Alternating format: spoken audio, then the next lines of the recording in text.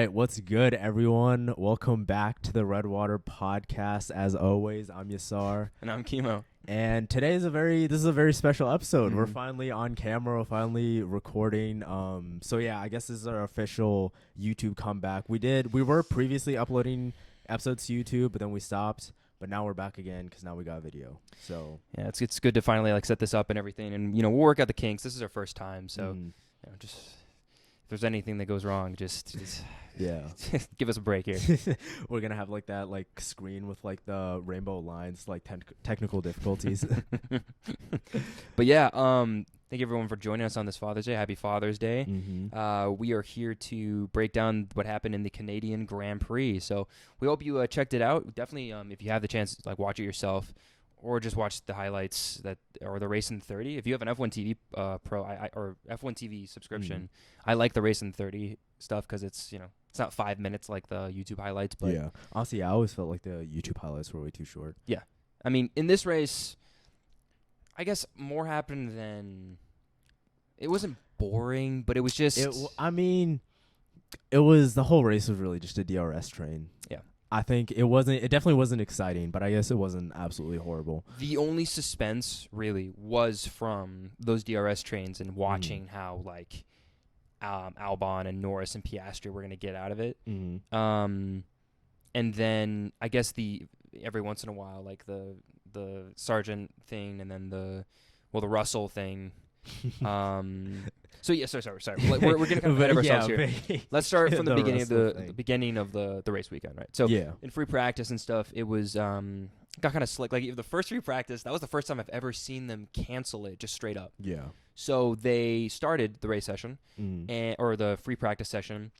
Gasly stopped on one of the main straights because of transmission failure or something. Yeah, it was just something. Yeah, and whatever the case was, is that because of where he was stopped and everything, they called a red flag. Mm-hmm. They brought everyone in. There's no the only thing they can't do a safety car during free practice. So red flag makes the most sense because if they do a full course yellow, but it's hard to control the cars and the safety of the event. So they just call red flag just for safety. And then they couldn't get it back up from the CCTV or something. I heard there was broadcast issues or something like that, and so they just fully ended the session. And then what they did is they just added extra time to the end of FP2, because I guess they still had the rest of that day. And then FP2 was it started out running dry, and then it started raining a bit more, and then at one point there was just shit ton of rain, some of them more rain than I've seen I think in a long time. There was actual pools, puddles of rain all over the track, and so no one pretty much went out after that, but luckily it was closer to the end of the session too, so people definitely did get some good running in before all the rain came down. Definitely hurt the teams like Aston Martin and Williams who were trying to test new upgrades. But they ended up doing okay, as we'll get to in a second. Aston Martin and Williams actually had pretty good weekends. Well, for one other driver, and then the other driver did not have a good weekend, which we'll get into. But yeah, so qualifying was pretty fun. I mean, it was really wet.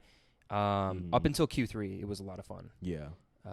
And Q1 was chaotic because everyone was trying to find the right window to their inters, and then trying to see if it was comfortable enough for slicks, and it wasn't really good enough until Q2. Yeah. So that's when things got really spicy. Albon and Williams did a fantastic job in Q2. Honestly, this weekend, Albon had one of the best weekends I think he's ever had. No, he did. They were the first ones to make the call. So it was raining at the beginning of Q2, and then it started to dry up, and they were the first ones to make the call to set a lap on slick tires. Actually, they just went out on soft tires. So he really? Yeah, so he just took more laps to warm up. No, I think he just took a while to get going, and he did 2 or 3 push laps in a row, and it took the third one to actually set a good time. But I think he went out immediately. He just straight up, because I thought he went out on the interns, but he didn't even do a hot lap. He just went out and he was like, you know what, guys, let's try on slicks, and then he just went back to the pit lane. That was Norris, I think. That was Norris? Okay. Norris definitely said that. Well, yeah. Sure. But so, pretty much after, so Williams made the call first, and then pretty much I think McLaren were the second ones that followed. Right. And then at that point, there was other teams that started to catch up and say, okay, hey, let's put on slicks. Ferrari did not put on slicks. So basically, if you guys didn't hear what happened, Leclerc wanted to do what Norris did. So Norris said, "Hey, I think it's good enough for slicks. Let's come back in and do it now, right? And get the tires warm and everything before it starts to rain heavy again or something, right?"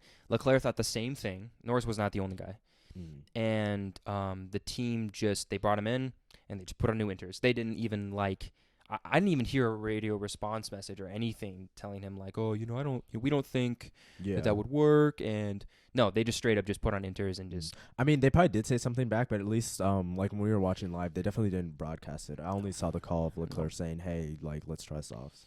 And it cost them. It really cost them dearly. Leclerc didn't make it out of Q2. Neither did Perez. I think Perez just couldn't find any pace this weekend, honestly. Perez, I think, also put on his slick tires too late. I think that's why he wasn't able to get did too. A good lap. No, I mean, Verstappen did too, but Verstappen was still able to put in, because he's Max. So at the end of Q2, Albon was still fastest and set the fastest lap. That shows you that Verstappen waited too long to put on the softs, but he was still able to make it work and get above because he's Max. But clearly, it was too late because. Do you think Perez went out even later than Max did, though? I'm actually not. I can't remember. Okay. I would imagine that one of them had to be the guinea pig, and I assumed it would have been Max because he would have wanted to take that risk. So maybe Perez was later, right? Yeah. But he still had enough time to try and push it. So. Yeah, and then by the end of Q2, it was raining a lot more. So at that point, even once you went out, there's no way you were gonna beat any of the previous times you had set. Some drivers were even gonna consider putting on the full wet tires, but there's really no purpose in that because there's no way you're gonna go faster on full wet tires. Yeah, than your intermediate or your soft time. Yeah. And then that just went into Q3, and then Q3 because Q3 dried up. Q3 was pretty straightforward. Well, honestly. no, it wasn't. Remember, so what happened was in Q3 in the beginning, it was straightforward, and it was going to seem like it was just going to be dry, the usual standard Max on pole. And then it rained at the end. Well, there was a red flag. It was Oh, it was? Who it was who was it? Piastri. Yeah. So Piastri binned it, and it caused a red flag. And the reason why that was significant, if you guys watched qualifying live, was because now the rain was going to accumulate a lot. And now the idea of putting on slicks or even inters was you're not going to go fast at all. And what was funny is that Max put in a time. I think, did Alonso put in a time? You mean before the red flag? Before the red flag. Before the red flag, I think. Was it just Max? Everyone everyone put in a time. Albon didn't. Yeah, that's what I was going to say. Everyone except Albon put in a time. And I guess Piastri because he really? it. Because Hulkenberg would not have made it up there if he was among other people to put in a time. If that makes sense. No, I think he was either one of the first. No, he wasn't even one of the first people to put up a time though. But I think maybe it was because track evolution or something like that. But he put in right as the red flag dropped. Remember? Yeah, I know. But no, and that's what I'm saying. But at that point, everyone else had put in a lap. Okay. People's laps just except for Albon. Yeah, just weren't as good. Yeah, except for Albon. Okay. Yeah. But yeah, so it basically just ended up being kind of boring at the end because no one could actually improve. And Fernando and Perez, or not Perez, Sainz, they both tried. It was two significant cars went out and tried to improve their time, and they couldn't. Just nothing happened. So yeah, kind of a boring end, unfortunately, but it was a good qualifying overall. I feel like. Oh, other crazy things that were going on during qualifying. Everyone, because of all the chaos with the rain and everyone was pitting, there was a lot of traffic. So many people were getting blocked, and so just from qualifying, 4 drivers got grid place penalties for blocking other drivers, which was Sainz, Stroll, Tsunoda, and Hulkenberg. Yeah, so Hulkenberg was supposed to start on the front row, but he got the replace gate penalty. Not because of his impeding though. He was the only one that wasn't impeding. He did it because they gave it to him because he set a time without slowing down for the red flag. Oh. So it was kind of bullshit.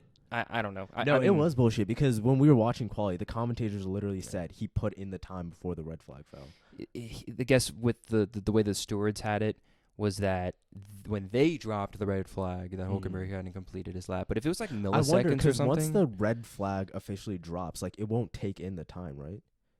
It like shouldn't. the time wouldn't count. Like it should, they should just have it that way. But instead, they penalize the guy for a mistake in their system. This has like never happened before. I feel like this is the first time someone did it right on the edge of the red flag, and I think that's why they kind of got caught with their pants down. But he didn't deserve a 3-place grid penalty. What he did is not the same as impeding someone. Yeah. Right. I mean, like a 1-place grid penalty, maybe. I don't know. The point is like it didn't matter. Like if he was in second, Hulkenberg was going to be in second. All right. It wouldn't have mattered. He was going to get passed in like a couple laps. It's still impressive regardless though, because he still was able to like set a time that would have put him front row on the grid at that time. So he almost shout pulled out to Magnussen. Haas. Yeah. Almost pulled a Magnussen like Magnussen did in Brazil last year. And it just goes to show you that like even rain is the great equalizer, and if you're clever enough as a team and you have a shitty car like Haas, you can still pull out some cool magic. So, getting to the race, it really was it was just a train for. Hamilton had a great start. Hamilton had a wonderful start and passed Fernando from third to second into the first corner, basically. We got so a picture of that. we got visuals. So overall, I think Hamilton was really the only great winner from the race start. Max didn't have one of his like Zoom parties where he just like zoomed off. No, Hamilton like was able to stay within like 1.5 seconds of him for honestly I feel like at least the first 10 laps or something like that before he kind of started to pull away. Mercedes was actually running very well because then Russell even passed. No, Russell was gaining on Fernando. Yeah, he didn't get past that. Yeah, he challenged him. Yeah, he challenged him in what was starting to get close and like in the DRS range, and then he binned it into the wall. Like too bad we don't have a visual of that, but like. He went too wide out of a fast chicane, which there's a lot of them here in Montreal. So he hit in the wall, and I thought for sure he had damage. And I guess it's crazy that he got to walk. He did. I still consider that he walked away from that. No, you're right. So it was brake failure. Yeah. But the thing is, what I don't know is if the brake failure that he eventually got like was caused from that contact, because it would make sense, like because he hit the rear wheel like pretty hard. He did. So we were pretty sure that he had damage, but apparently he had enough that he could keep going and actually had some decent pace. The problem was that eventually, whatever the damage he sustained, eventually caused his brakes to not be able to vent properly, and also because he was probably pushing a lot more than like his teammate. Because he was trying to catch up. That eventually, and he wasn't in clean air at all. The guy was like stuck in a DRS train the whole fucking time. Yeah. Whereas Hamilton at least had a buffer with him and Alonso, and he was. I don't know. We talked about this now that Russell is now the only Mercedes to have DNFs, mechanical DNFs, and judging by Hamilton's lack of like mechanical DNFs the last. I don't know, his entire time Mercedes, except for like the first couple years of Mercedes where they had some reliability issues at times. Hamilton like rarely has ever mechanical DNF. Yeah. And honestly, I really can't like think of a time off the top of my head when he had a mechanical DNF. Me neither. The common denominator then has to be that like Russell might just be a little harder on the car. Yeah. Because I mean there is bad luck, but then there's also you have to take into account the fact he is the only. That's true. No, because Australia was definitely really weird, but I think at least with this race, you at least have his crash to think about. Yeah. But I always just thought from that crash also it was impressive because like only like the wheel area took damage. Like his his side pods, his floor, his rear wing were all perfectly fine. It was really just a wheel. It was literally just the wheel. But then he hurt his front wing though too. Like the entire right side of his front wing was gone. I forgot the exact like impact action, but I think it was like no, because he was like coming out of the corner and he oversteered, so the rear right hit the wall first, but then like that pivoted his car. That impact he pivoted and then his front wing went into the wall too. That makes sense. And I'm sure. I mean, going. That's why we got worried at first also that his front suspension might have taken damage too, but his front suspension was fine. Well, I actually thought like his transmission and gearbox, because like if you take that's what I'm saying. Hit like to the rear of the car didn't hit the wall. It was really just a wheel. Like just a tire. It's crazy. I mean, that is actually really lucky. As we saw in like Monaco, like Perez, a little harder, but did basically the same thing, and definitely did not walk away from that. Yeah. Speaking of Perez, that is actually kind of a good transition. Disappointing weekend again for the Mexican driver, and sure. We are big Checo fans here. Seriously, we're gonna keep singing his praises when we can. I'm not that big of a Checo. Oh, you're not? I'm not. You are. Me, the Checo fan. You can't see it obviously. My phone's being used as the camera, but like I even have a Checo phone case. Yeah. I love Checo. I love the way he drives. I love these glimpses of dominance from him at times, but it's just that they're glimpses.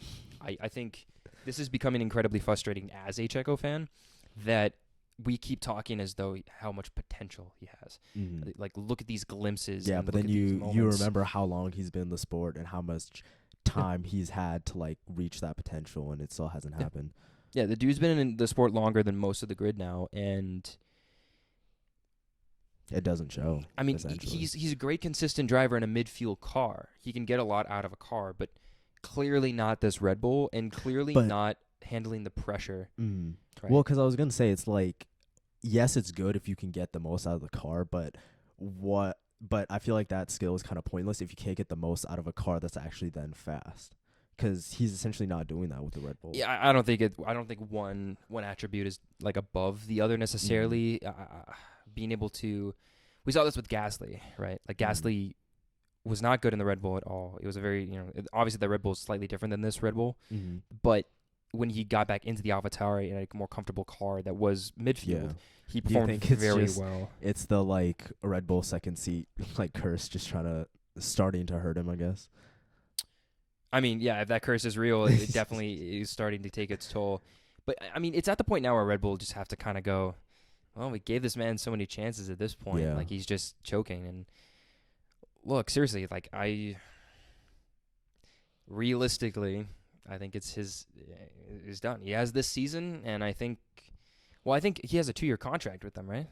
I think so. Honestly, I'm not sure. That's one thing I still need to do, look at like all the driver contracts. I think it's up to Red Bull. I think right now, if Red Bull, they obviously want to give Max a couple more championships, and their car is perfectly capable of doing so.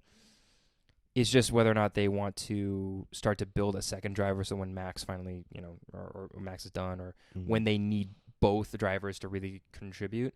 I don't know. Big questions, basically. The whole point, big questions Red Bull has to ask themselves about Checo's future, right? All right. Moving on to, you want to talk about Ferrari?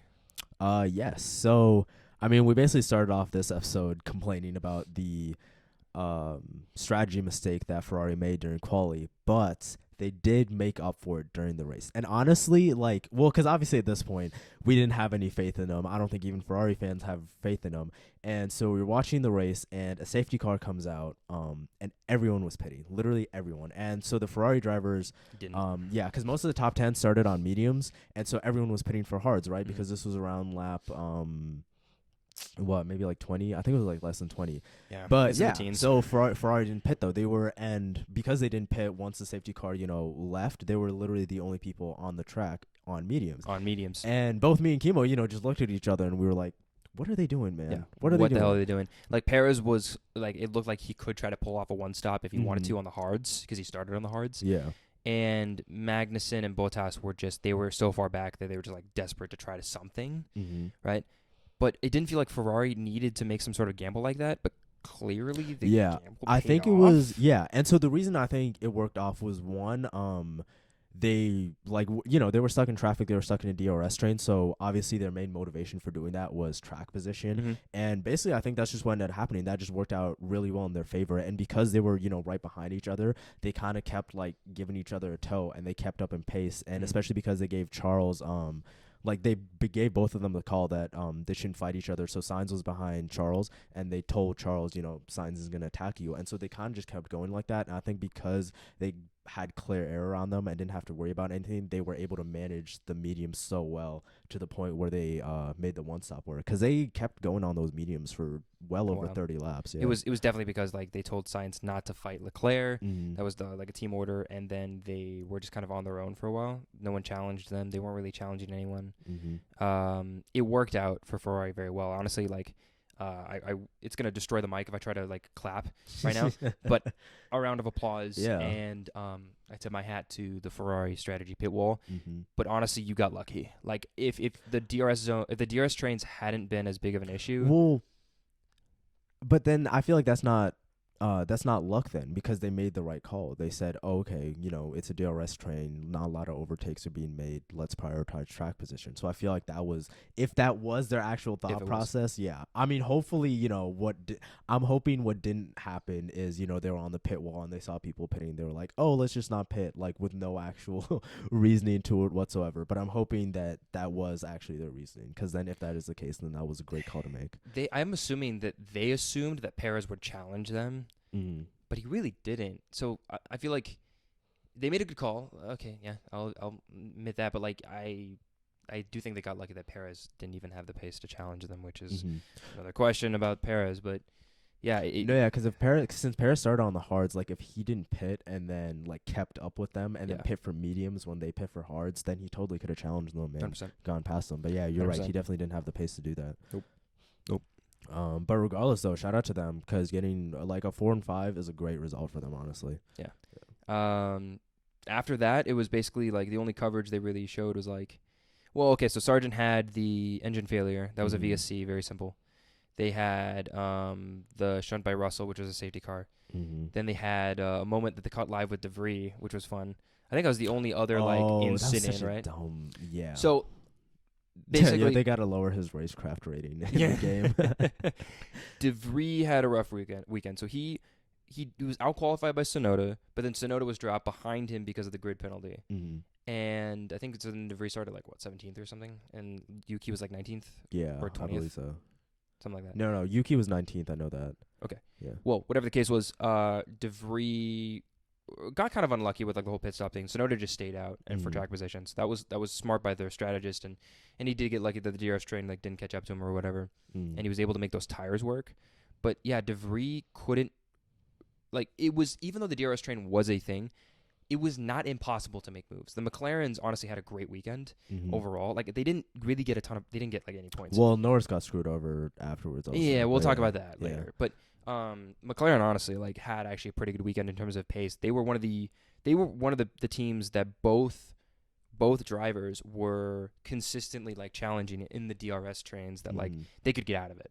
They could like challenge Albon and Ocon towards the end there, Norris, that like they could make a run and go for it. DeVries couldn't, and he tried on Magnussen. So he tried on Magnussen going into like in the first sector past turns 1 and 2, like that chicane, and going into turn 3 and 4, and he locked up on the inside of Magnussen and then just clipped him like as he was going off, because Magnussen tried. Well, yeah, because Magnussen was trying to make the corner, and then there was just an AlphaTauri in his way. And before that, actually going into turn 1, my bad. Into turn 1, he went too deep. Oh yeah, he squeezed him all the way to the edge. Yeah. So he outbroke himself. DeVries clearly like just. It was just poor racing. It was just poor racing, poor car control. Yeah, didn't leave space. Just outbroke himself, and it costed him. It costed Magnussen too. I'm sure Magnussen actually was probably pretty pissed. No, that ruined his race. Because after that he was in last place, and there was just nothing he could do. Nothing he could do. Yeah. So yeah, tough weekend for that. But with DeVries, like, I don't know, man. Like, I want to make excuses for him. I want to make excuses for all the drivers, right? You're in Formula 1 though. Like, and for him too, he's not even a real rookie. Isn't this the third race also technically from the Helmut Marko thing? So let's go over those three results, and let's see, like, in our opinion, if we were Helmut Marko, and you guys can think to yourself, if you're Helmut Marko, what decision you would make. So let's start Monaco, right? Monaco, what? He gets basically dead last, plumb last. He didn't bin it at any time, but he just had no pace, whereas Yuki had a fantastic race. Yes. Clearly had pace in the AlphaTauri, the shitty car. So the car wasn't the issue. And I mean, the car is an issue, though. It is an issue, but, like, it's not clearly a driver can make the difference if they're good enough, which is the point, right? And even in changing conditions in Monaco, he clearly, like, was able to, Tsunoda was able to make it work. Yes. Getting to Spain, DeVries started ahead of Tsunoda. Tsunoda, again, outperformed the car, getting way ahead of DeVries, even though, like, DeVries was, like, 14th, and Yuki was 15th, but then he had a penalty, right? Yeah. So then, and then Tsunoda made it all the way up to what should have been P9, and then got a bad penalty, right? Penalty, yeah. And even then, with the penalty, finished ahead of DeVries. Then this weekend, it's kind of the same story. Like, oh yeah, so this weekend Yuki starts behind Tsunoda because he got hit with a 3-place grid penalty for blocking. Yeah. Then at the start of the race, Yuki also got damaged, had to put on a new wing. That's right. I forgot about that. Yeah. And was in dead last at the start of the race. And then like with the VSC and the safety car, then like he caught up, but he still ended up finishing ahead of De Vries after all of that. Finished like 12th or something. Like he actually did a great job. I'm pretty sure he finished P11 again. I'm not gonna lie to you, because I know he moved up because of Norris going down because of his penalty. But De Vries still finished, I think, like 16th or 15th or something like that. Yeah. I mean, De Vries had the moment with Magnussen, but which was 100% his fault. 100% his fault. Yeah, that was literally just a mistake that he made on his own. Tsunoda again just had actually a pretty good recovery, pretty good weekend, honestly. It's been 3-0 Tsunoda. Yeah. And not just like, he barely got off of it. I mean, not even 3-0. What race is this? 7? It's like 7-0. Oh, I know. But in these specifically in this case study of these 3 races, right? And you can talk about what potentially Imola would have been on the livelong day, but it would have just been the same result. Honestly, it would have been a shitload of rain and changing conditions, and clearly Yuki can make it work. All right, and I think it's the changing conditions that allow Yuki to outperform the car a little bit, right? Because then it's an equalizer, right? Yeah. And Yuki clearly. No, but even without changing conditions, like he's had full dry races where he's still fighting for 100%. 100%. Yeah. If I were Helmut Marko, I mean, so just they thought De Vries could actually like outperform Yuki. Like the expectation was that Yuki needs to step up, not that like Yuki like. Not that De Vries needs to step up. Yeah. Right. That De Vries needs to prove himself. No, it was the call, or like the expectation from basically everyone in the paddock was like Yuki needs to prove himself, and he has. He's answered the call very well. And like this time last year, I would not have said Yuki's ready for that Red Bull seat. Maybe he's ready to give it a shot. I feel like saying Yuki is ready for the Red Bull, I think that's a little too far. Because like this is still only his 3rd year. It took Norris. No, I know, but took Russell 3 years. Huh, that's true. Actually, okay, good point. That's a good counter. I guess with that, then 3 years isn't too long. No. I personally maybe would still be a little hesitant about like putting Yuki in the Red Bull, but I think maybe that's just PTSD I have from Gasly and Albon. It is a cursed seat. I just mean at the very least get a seat somewhere. No, he definitely deserves a seat, like a higher seat than he has now. And then in terms of De Vries, if I think Helmut Marko is probably gonna drop him. Like, especially if we get to the summer break and there's absolutely zero improvement, I think they will drop him. But I think ultimately, like personally, I'm still on the wave I was before of just let him ride out the whole year before you drop him. But because also, even though I feel like this is kind of a bad argument or reasoning for it, because it's like not because it's like it's a slow car, it's bottom of the grid car. The driver isn't going to make like a crazy different. Like, yes, you're going to be able to, score points like Yuki has, but it's not, I think it would be a very different situation if you were underperforming like that in the midfield and top tier team. That may actually be their justification for going for it though, which is funny. Like they may see that like, because it's, fuck it, whatever. Right. Yeah. They can just drop it. Would go for it. So your reasoning is sound that like, well, it doesn't matter, so you might as well just like let him continue to try to like make up for it, right? And redeem himself. And like see if there's any way he can improve. But they could very well just use the same thing, like to be like, fuck it, we put like Liam Lawson in there. It's not gonna fucking matter. If he does bad. Honestly, that's very true. That's very true. So it just depends on their motivation, right? If they're sick and tired of this shit, then they'll go for it. But if they feel as though they have still some hope with De Vries, then they'll do what you say. Yeah, because I think it's also, if he was having a situation with yes, Logan Sargent has made some mistakes, and yes, Albon is doing better than him, but he's been doing a much better job of staying out of trouble. I think De Vries has just been making a lot of very big mistakes. Very that just that really grab your attention, and so that just puts a lot more emphasis on everything that he's been doing and a lot more pressure on him. This is the third major incident like De Vries has been a part of, I think. Third or fourth. Azerbaijan, this race, and I'm trying to remember. There's one more. Was it like Oh wait, that was who went into the back of someone? On that was Sargent into De Vries. Yeah. I was trying to think like Sargent has one, mm-hmm. but I think De Vries has one more. Did he crash in Saudi? I can't remember. Never mind. Maybe it is 2-1, but that's so that kind of equals the perspective a little bit, but. To be fair, like that Australia restart was insane. I don't know. I still think overall, like Sargent had a wonderful Bahrain.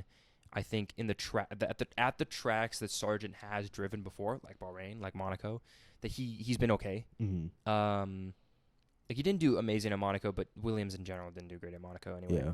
Yeah. This weekend he didn't have the upgrades. It was only Albon. And I think Sargent, with the DNF, the engine, like I think his engine just blew up basically. Yeah. Not his fault. This is kind of just natural. Those things will happen. I don't really blame him at all. No, that's not his fault. That was literally just reliability issue. Montreal is kind of a tough track on the car, as we saw clearly with like Russell. So it's hard on the engine, hard on the brakes, especially. Oh yeah, because I guess this is a good transition then into the front of the grid.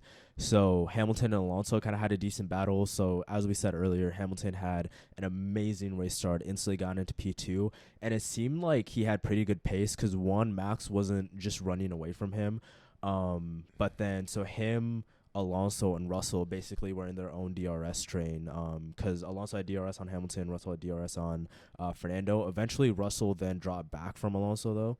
Oh, no, Alonso dropped back from Hamilton at one point, actually.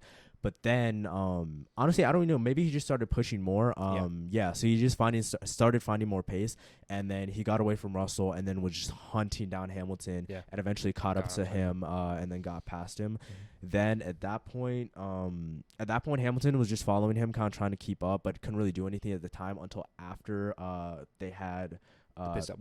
So Hamilton made the call to have a second pit stop, put on another set of. Well, right? I think it was the team's call. I think in general they were aiming for that point because then all the other teams also responded pretty well. Hamilton's switch clearly was good. I think with the lower fuel load, that Mercedes came alive a little bit more, but also. Alonso had actually kind of a glimpse of hope for a second there, where he was catching Verstappen. No, he thought he could win that race, right? Yeah. And then he had to start lifting and coasting because their brakes. And I think it just shows that I think he was just outdoing the car a little bit. I think the car, I think he was giving it everything and driving really well, but sometimes the car can't keep up. Yeah, something I think about also with Alonso thinking that he really could have challenged Max by the end of the race. So during that whole stint when he was lifting and coasting, right, Hamilton was on mediums. This whole time Alonso was on hards. Hamilton was on mediums. And yes, he was gaining on him, but he wasn't gaining on him on a ridiculous rate. And then we saw that once Hamilton started to close up, he they told Alonso to. Yeah, they told him okay, Hamilton's closing up. You need to turn it up a little bit. Just not too far because he was still having the brake issue. But as soon as he turned it up, he just instantly built another gap. And so he definitely had a lot of pace that we didn't get to see because of the issues that he was having. So that's really, really disappointing for them. Yeah, I think so. The question about Aston Martin's upgrades, whether or not they worked, I think they worked. Oh no, for sure. Because I think this track doesn't suit the Mercedes as much, but it's clearly the aero efficiency of the Aston Martin is a lot better than the Mercedes. Hamilton said their biggest issue was no downforce. They're really bad in the slow corners. That's where he just can't keep up with Red Bull or Aston Martin. Yeah, whereas the Austin and the Red Bull, they both generate downforce very well. I think Austin is slightly better in these slower speed corners, whereas Red Bull has a ridiculous straight to corner ratio in terms of the difference in pace is really minimal. They are just good all around. It's not that they get outclassed in certain areas by certain teams, but everywhere they're good enough.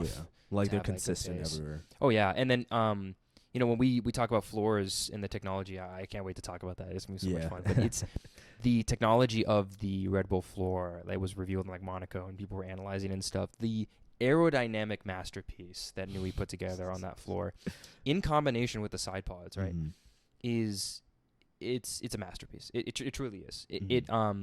There are clever little things I was telling Yasar about, and it blows my mind. Like, they are so far ahead that they can think of these little things, and that's why they continue to be ahead. They continue to be ahead because they've already got this jump start. They got it right off the bat, and now they just have this momentum that they're continuing to build. And this penalty that has been applied to them, it will slow them down. It will. But as long as they have this buffer, they can just use the last part of the season to just minimize that blow, minimize the blow. Even if it like minimizes their progress, I think it's just kind of like set that they're still always going to be like front row contenders regardless. Oh, 100%. They're not going to get overtaken. When everyone realizes that your fundamental concept is the best concept. Yeah. No, you've won. You've won. And it's interesting too that like it's so difficult to copy. They're lucky that these regulations well, I guess they're not lucky, but it's just it makes it even more impressive they got it right because it's incredibly hard to copy. You can't just take an idea you see on paper and apply it easily, right? You can't look at that Red Bull floor and just go, oh, we're just going to do that. Because everything is in sync in that car, and there are little things about it that if you didn't have it in sync, it wouldn't work. And actually, that's the thing. It's like whenever people are talking about, teams copying Red Bull, it's like, yes, when your first initial look at the cars, yes, they like parts of them look similar, but people just, I think, very heavily underestimate how detailed the parts actually are when you look at them up close. And how, complex even some of the most like simple looking parts can be, and how much of a difference that makes. So even though the cars look similar, they perform very, very differently. Yeah, I agree. We talked about this before the race. I'm tired of these people complaining. They're like, oh, it's a green. We're at the Aston Martin. Are people still saying that? I know everyone was saying that like at the start of the season, but are people still saying that? And last year too. Yeah. Last year it was definitely like they had like the little like mold thing and everything. Yeah.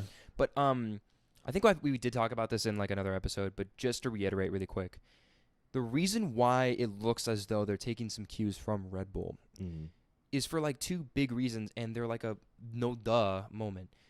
They picked up like the head of aerodynamics, right? So the guy right underneath Nui, they snatched him from Red Bull, and he works at Aston Martin. So it's not copying the natural ideas of Red Bull, of the ideas and more specifically the principles and concepts, like, hey, we should prioritize this and this and this. It's just because that was going to like that was a guy who had been working at Red Bull in 2022, and they picked him up for 2023. You mean?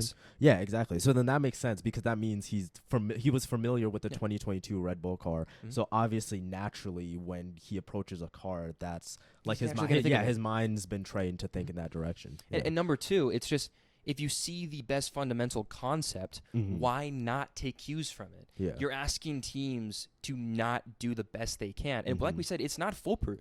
You can't just copy from someone. So clearly they have to make it work in their own way, and it's plenty enough of their own work that it is not copying. Oh my God. Just the only actual example of copying that I think I've ever personally seen in F1 was just the 2019 Racing Point. 2020. 2020? Yep, when they were supposed to. 2019. 2020. Okay. The pink Mercedes. Yeah, the pink Mercedes. I feel like that's the only time where I'd be like, okay, yeah, they copied, but every other situation where you see like, cars just being similar, it's not the same. Yeah, remember that was the they copied the 2019 Mercedes. Yeah. And the reason why that was different, right? They had actual specific parts that were the exact same. Yeah. And that's why they were fined. Yeah. Because they used crazy that they were fined, but like still got to race it, but. Yeah, I think it was because they got away with it just enough that like they adjusted certain parts just enough. But in general, it was literally like the same material, same concept, like all that stuff. And it was just frustrating because there wasn't any build up to it. Like, they scrapped their old car. Yeah, and it just that's just the brought difference. That out. Yeah. Whereas Aston Martin, like halfway through last season, did like switch over a little bit. Yeah, like they already started like slowly progressing towards it. Yeah, and the thing is too is like their concept too. This is the big no-duh too, right? Reason number three. It's not even the same as the Red Bull.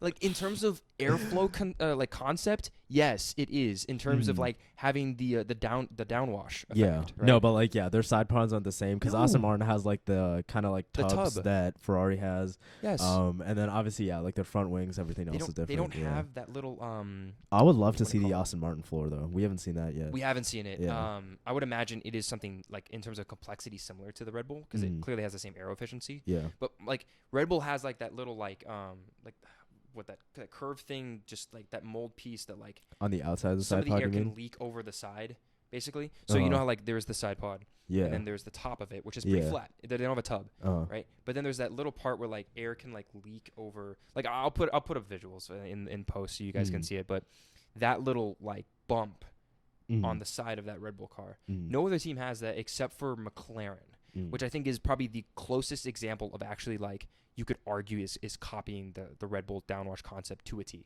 Okay. The rest of the teams have combined different other teams like concepts to make their own thing. I think the Ferrari tub has now kind of evolved where like I think Aston Martin and Williams were like the first, or in Alpine, where those guys were really the ones who tried to like take the Ferrari tub. concept and make it their skinny. I like how we just call it the tub. The tub. I mean, I would call them a cooler name is probably like the waterfall. The waterfall effect, because they are what they're doing. The reason why they do that, and it's different than Red Bull, and the reason why they think it provides an advantage is it separates even further the air that's coming down, like the side pod, and the air coming around the side pod, because you want the side pod to buffer that air from the wake of the front tire, and you want the air coming over the side pod to be clean. So that wall there and that like the waterfall effect where it's the tub. Separates that air and prevents their leaks between the dirty air coming off the tire and that clean air, and then they can accelerate it and create more downforce and aero efficiency. Kind of a small preview of what we're talking about. Small preview. Preview. bro just went to a flow state for 5 minutes talking about side flow. But yeah, it's clearly like it's not a foolproof thing, right? Yeah. I mean, they are not on the pace of Red Bull. Red Bull still know what they're doing. I'm curious if Red Bull will adopt a tub eventually. I don't think they need to. I think their concept works for them well enough. Well, I don't know if it's necessarily even a question of like, well, if they need to. Maybe. I guess my question actually is, I'm curious if Newey in his drawings had a concept for a tub. He probably did. As soon as they saw Ferraris last year, he probably wrote up one and just decided, nah. The coolest thing about Adrian Newey, the dude doesn't use computer graphics. He doesn't. Yeah, he hand draws all everything. His technical like drawings and stuff. It's crazy. And yet he is the best technical director, right, on the grid that everyone wants. They've even talked about recently that Horner and Newey almost went to Ferrari, that they like. They offered them a shitload of money. Now the Horner one is interesting because Helmut Marko thinks that he only did that to get more money from Red Bull. Clever. That's probably accurate. Yeah. He has so much invested in Red Bull. Right? I don't think he would have left. But Newey, I mean, if they offered him enough money, he's the kind of guy that doesn't care about the money as a core. Like Red Bull would give him as much money as he wanted. The point for him though is that if Ferrari offered him money and then he saw an opportunity that I can take this team from the or from where they are and bring them up. He doesn't necessarily like to work for the guys dominating. Once you saw that through. So what is he gonna leave Red Bull now? I mean, yeah, it's definitely he's definitely getting older too. That maybe he eventually just wants to retire at this point. And I mean, when he does, I mean, whew. Good luck, Red Bull. But I think they'll be okay. But good luck, Red Bull, in the sense that they then took their best second in command. Like Aston Martin took their best second in command. So hopefully he's training whoever is left in that aerodynamics department. So when he does eventually retire, and he's smart enough to do that. Anyway, get pretty sidetracked and everything. Just the last thing I think last driver we should talk about was Albon, and I gave Albon my driver of the weekend, or driver of the race in general. We talked about a little bit about him, what happened in Q2, but during the race, he was kind of leading one of the biggest DRS train. Yeah, and he was on. Wasn't he behind like one of the Haas's for like the longest time? Because it was a Haas at the front of the train that was holding everyone up. Hulkenberg? Yeah, I think it was Hulkenberg. Was it Hulken? Yeah. Definitely during the beginning of the race, Hulkenberg was holding like him and the McLarens up, and that was fun to watch because both McLarens, Norris and Piastri, and Albon were fighting Hulkenberg to get past like that first DRS train, and they all kind of tried. Like Albon tried and then outbroke himself, or Piastri tried first to get past Albon and outbroke himself, and then Albon tried on Hulkenberg and outbroke himself, and then right into the final chicane before the front straight. I don't think anyone was able to make a move stick around that final chicane. Norris didn't at the end, but I think Norris. No, because Norris got really close at the end, or he passed on the hairpin. I think Norris eventually got past Hulkenberg, and I think he got past was it on the hairpin? No. So he attacked him into the hairpin, and they were like side by side through the hairpin. He squeezed him out. Then it was a drag race down the back straight. Then Norris goes around the outside, and he tried to make the move stick. That was Ocon. That was Ocon? At the end. At the very, very end. That's what you're thinking. I thought that was Norris. No, that was definitely Norris. That was definitely Norris. Because I remember. I know, but what I'm saying is Norris trying to pass Ocon, not Hulkenberg. Oh, that was at the very, very end. Where it was literally the last lap. Yeah. Yeah. But I'm talking about like earlier in the race where like that you saw that train with Albon, Norris, Piastri, and Hulkenberg and everything and I think Norris, he got past Piastri. And he eventually got past Hulkenberg. I think or maybe it was in the first. I thought it was either in the hairpin or the first sector. But anyway, he eventually got past. So did Piastri. So did Albon. And when the pit stops and everything finished at the end, like Albon was then now in front of that DRS zone, and he had Ocon right behind him, Norris right behind him, Stroll, and then Piastri. And Albon held off these guys for like 47 laps or something. They said a ridiculous margin on a hard tire on a day where. Because of the rain during qualifying, the track was green. And if you ever hear that on the broadcast or anything and they don't explain it, basically what that means is you have a situation where there's no rubber on the track. There's no leftover pieces of the black rubber, which can help with tire wear, help with grip. If you don't have that, the tires have to work harder to provide the same amount of grip. And Albon, with those conditions, in a Williams. Yeah. So Williams did bring upgrades to this race, and clearly it seemed like their straight line speed improved a lot. Because I know there was a lot of times where whoever was behind him, had DRS, but he was still like able to stay like just far enough ahead to where they couldn't attack him into the corners. Clearly those. So that helped him a lot, and he just had fantastic race pace the entire time. He did. He did, and he kept a cool head. He never after that one time where he tried to pass and then he blocked up. After that. I didn't see any puffs of smoke or anything when he was under pressure. That Williams is clearly good enough in a straight line that he was able to handle the DRS train. The most impressive thing about that was that DRS provides like 17 extra horsepower at Montreal in those conditions. And Ocon had that lap after lap after lap after lap after lap, and you could see like Ocon would try different exits in the after the hairpin, trying all these different things, and could not catch him before the chicane. Like Albon just did a wonderful job in that car, and the engineers did a great job. Like that car was set up very well. And he never had issues with braking or anything, and he won driver of the day, and he deserves. I think he's probably your driver. I agree with too. you. Yeah, I definitely give him driver of the day. Getting P7 in that Williams is amazing. Probably, honestly, the best weekend I think I've seen in his career. Honestly, with all like that's what I was saying. Like this is what was supposed to happen in Australia, but that didn't happen. Oh this year. I think he fully made up for that because he just didn't make any mistakes, and his pace the whole time was fantastic. So that was, and we'll show pictures up here of like the Williams upgrades, and we didn't talk about it in the preview. Yeah, I was gonna say next week's episode, we're gonna talk about the floors, and we'll probably like go in depth more about the Williams and the Aston Martin upgrades that we've gotten also. The Williams floor. No wonder they're good in a straight line. We're definitely gonna talk about the Williams. The two ends of the spectrum, the Williams, the Williams McDonald's. But just the upgrades up here that we'll show you. Like we didn't talk about in the preview. Apologies for that. We didn't realize that Williams were putting upgrades.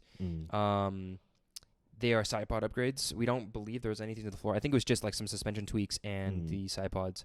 The side pods, clearly what happened was there's if you guys normally see on the side pods, there's like a taper, and like it'll be flat, or there'll be like a gradual downgrade of the side pod generating towards the back end of the side pod. And like we said, that's generating a downwash effect for that air, trying to accelerate it to the rear of the car.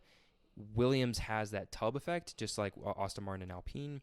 So what they did was they adjusted the wall of like where the edge of that like wall like kind of starts to actually come down, and they made it more of a gradual curve rather than a flat to like then an abrupt angular thing. Yeah. And I don't think it necessarily changed the tub. It just changed the edge of like the tub, if that makes sense. It didn't change anything about like the depth. Yeah, like it changed the profile of like the of side pod. Yeah, like just the sidewall of the side pod essentially. Yeah, Yes. the sidewalls.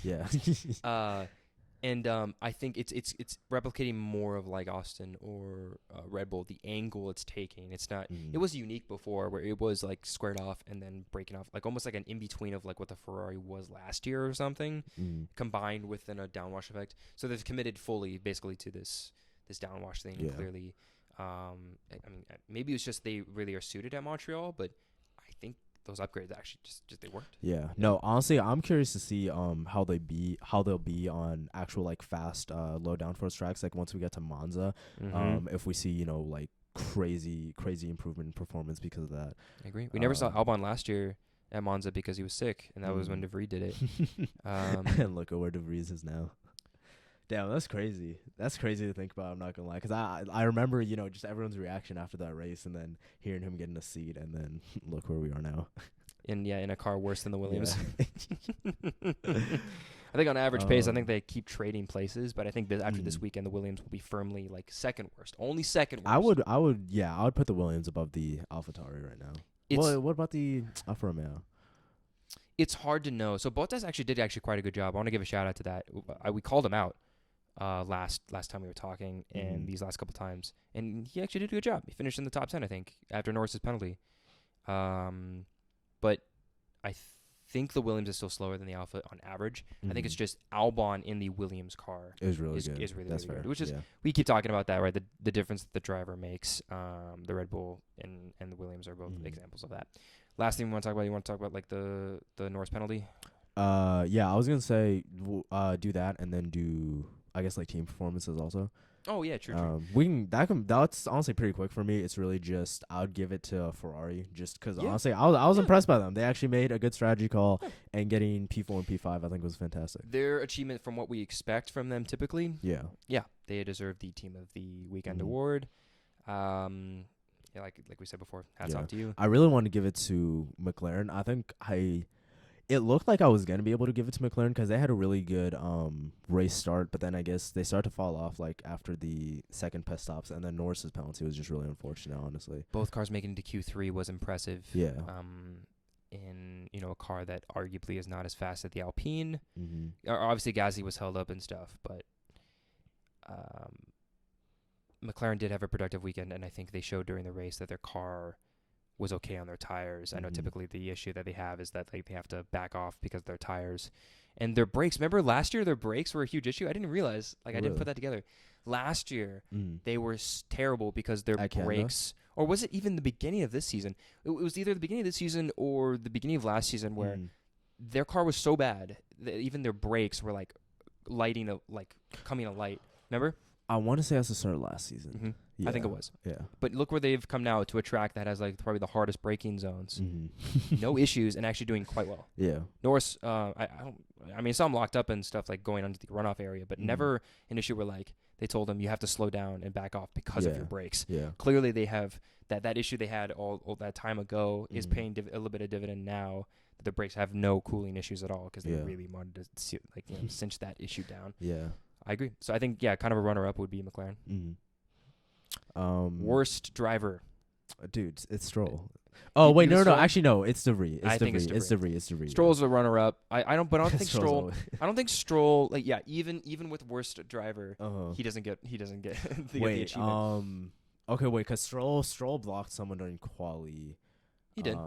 I guess he didn't do anything. He's not the only one. Yeah, so he didn't do anything horrible during the race, but he just still, had no pace and was just in the bottom 15 or like bottom 10 for a while. I want to take a time to quickly make a tangent really quick.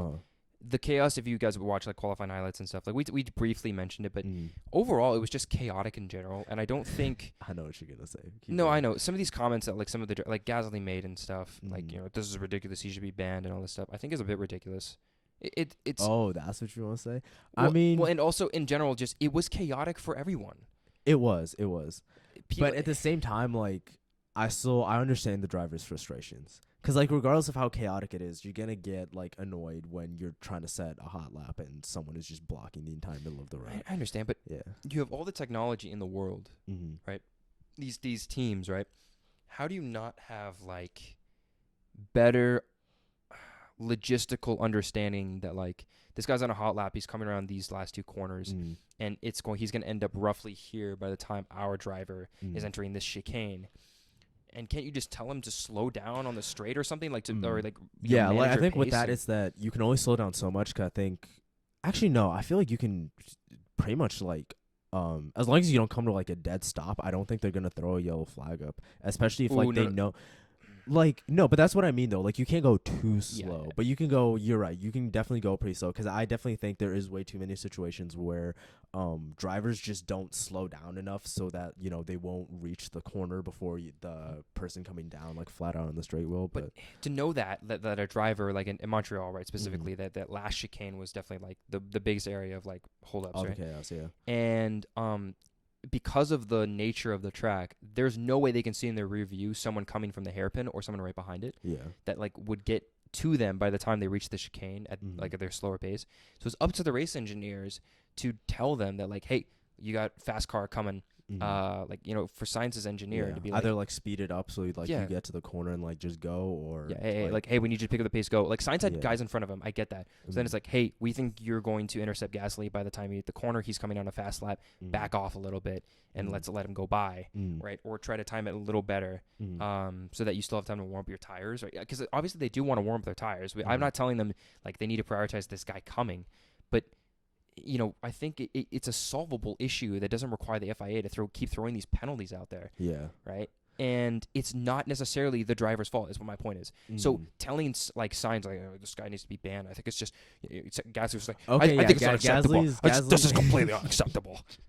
I don't know. I think it was a bit of overreaction. And then Sainz's reaction to that. Do you think Formula One might have to like adopt a system where, you know, they only let out like a certain number of cars at a time? At Monaco. Other than that, I think it's a completely solvable issue. Okay. Yeah. Fair enough. At Monaco, I've been a proponent of that. You think they should? Okay. Yeah, it's too small of a track. And then you get instances like Alonso like last year or something where like he holds up like a whole track. Like, I think Monaco's the only one that they genuinely need to adopt that. Okay. And I think it's fair to Monaco. Monaco should be a special weekend. So if you have a special race format and stuff, like not sprint, don't do a sprint. But if you have like special qualifying format, special like racing procedures or anything like that, I think that's fair. It's Monaco. Yeah. I think that's valid. So in general, guys, cool the fuck down. On the same like kind of blocking thing, what I was gonna say is, though, you're right. Maybe the Sainz situation, it was kind of, you know, chaotic, and he had people in front of him. Stroll's situation was not bro.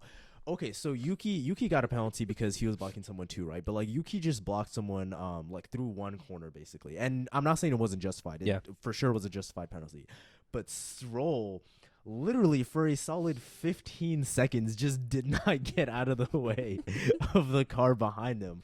Like, he was completely blind, completely unaware. It was ridiculous. It was I was losing my mind watching that, bro. Stroll really just did not have a good weekend. So I remember during quali, Hamilton complained on the radio. He was saying like, oh, he can't see very well outside of his mirrors, right? And there was even an incident going into the hairpin where a car was coming at him, and he genuinely didn't see the car and like got out of the way really late. Yeah, I think Alonso was like coming at him. Yeah, but even with Hamilton not like having broken mirrors, he was still able to get out of the way faster than Stroll was. That's just, it was insane. This is not the first time Stroll has just been oblivious, like, and just like had an incident. We talked about the Latifi incident, literally in the preview for Canadian Grand Prix. Yeah, because we're shit talking Stroll. Stroll, you didn't prove us wrong this weekend. You did. I just want to make that clear. Like, the only reason why you didn't get worst driver was because De Vries decided. Well, yeah, because De Vries still lost his performance, who took damage and started behind him. So, but Stroll, like, you're in a car that, like, is on the podium. Yeah, and I'm pretty sure both of them got the upgrades. Probably, yeah. Yeah, there's no way they would give Stroll not the upgraded car for his home Grand Prix, right?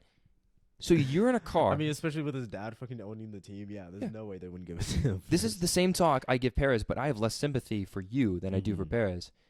What are you doing? Yeah. Like, you didn't make it into Q3. No, I'm still on my statement that I made like fucking 4 races ago of there's absolutely zero excuse for Stroll not finishing in the points every single race. Every single race. How are you fighting with the McLarens and stuff and not able to get really put a dent on them? Yeah. Like the Alpine, I guess, has some bright moments, right? Bro, But like Alonso's car had issues. He was lifting and coasting and was staying in front of the Mercedes. Come on. and stay in front of the Mercedes, yeah. Come on. What are you doing, dude? You and seriously, that Lawrence Stroll comment is going to be hilarious at this end of the season when this man, we both predicted this in our predictions that Alonso would be great and Stroll would be terrible. I think we both said that, right? That like probably the difference in points. Like I said, Alonso would be the best of the rest, and I think I said Stroll would be like the worst of like that like field.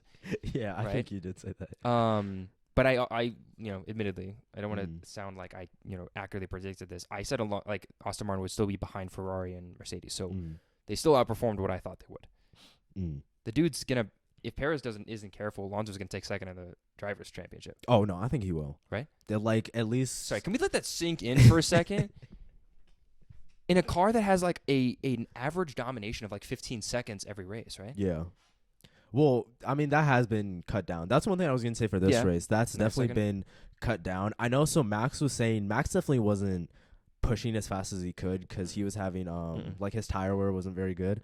But even the fact that, like, Alonso with lifting and coasting was still staying within 5 seconds, I think that's very, very impressive. And it's going to be, I think the championship might actually get interesting by like the end of the season. 100%. Yeah. Actually, 100%. Well, not the championship, but the races. Yes, because Max will seal the deal. Max will seal the deal, and then the Aston Martin will continue to develop, and the Red Bull won't. And we might get like a Brazil situation. Yeah. Oh yeah, we predicted that at the summer break, Red Bull is just going to stop development on this car and just focus on next year. Which is they're going to win the constructors. I feel like that's then. what teams usually do because that's what Mercedes used to do. Yeah, right? Even if they don't win the constructors by then, if they only need to do is win a couple more races, you got Max Verstappen. You're fine. Yeah, they probably already started incrementally doing like certain developments. They probably are planning one more major upgrade, or what they're going to do is they're going to experiment with this year's car in order to improve next year's car. So they'll try like some major upgrades. A little bit of both. Yeah. Probably yes. And they may even make Perez the guinea pig. I have no idea. They'll probably make Max the guinea pig still. If it's for experimental features that they want to try out for the 2023 car that aren't or like they don't know really for sure. Because they would also have the races like after Max wins the World Championship, that would give them an opportunity to do that. That's true. But yes, should be an interesting end to the season for these because like we said before, other than Max, it's a great season. This is a really, really fun season. I don't know who's going to come out on top with the rest of the people for the rest of the fields. It's just disappointing because like I think everyone keeps talking like this season's so fucking boring. Yeah, just because like yes, it is like it gets boring because Red Bull's winning every time, but the battle for second, third, fourth in the constructors and in the driver championship, I think is very much still alive. So that 100%. Personally for me is still fun to watch. 100%. If McLaren keeps bringing these upgrades, like maybe they'll pass Alpine. Right, if Mika Hakkinen is right, we'll see in Austria if these McLaren major upgrades that are coming will actually provide anything. But yeah. Any other points? Pretty good race. I'd give it like a 6 out of 10 or something. We don't usually rate the races, but like actually, we should start doing that. Yeah, we should. But yeah, thank you guys so much for watching. This is our official like YouTube re-debut. Please tell us leave a if you're comment watching down below. This, if you're listening to this on Spotify, I guess please make sure to go on our YouTube, subscribe, like the video, helps us out a lot. Also check out our Instagram. We're gonna be like back on our social medias a lot more now. So our Twitter, Instagram, and our TikTok, all of those will be like in the description of the video. So thank you guys so much for listening, and we'll see you next week. Peace.